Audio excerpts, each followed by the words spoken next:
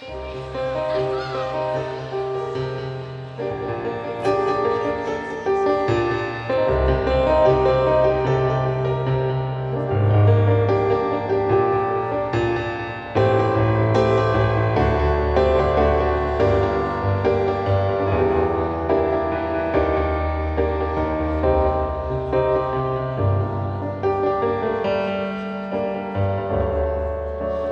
mindent kéne még elmondanom,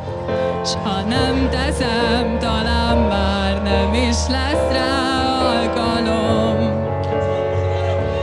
hogy elmeséljem, milyen jó, hogy itt vagyunk,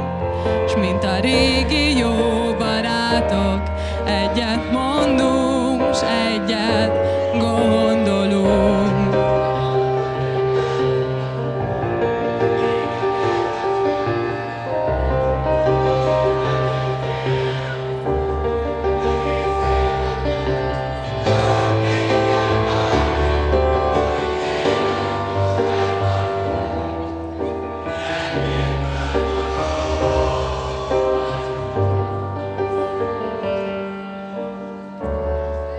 Mint a villám tépte magányos fenyő,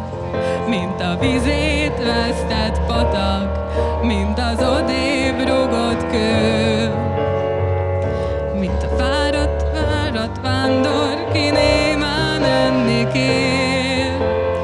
otthon tázadt hazát, nyugalmat már többé nem remél, s bár a lényeget még nem értheted, amíg nem éltél nehéz éveket, hogy történjen bármi, amíg élünk s meghalunk, mi egy vérből valók vagyunk. Mint a leszakított, haldokló virág, mint az 5 millió magyar, akit nem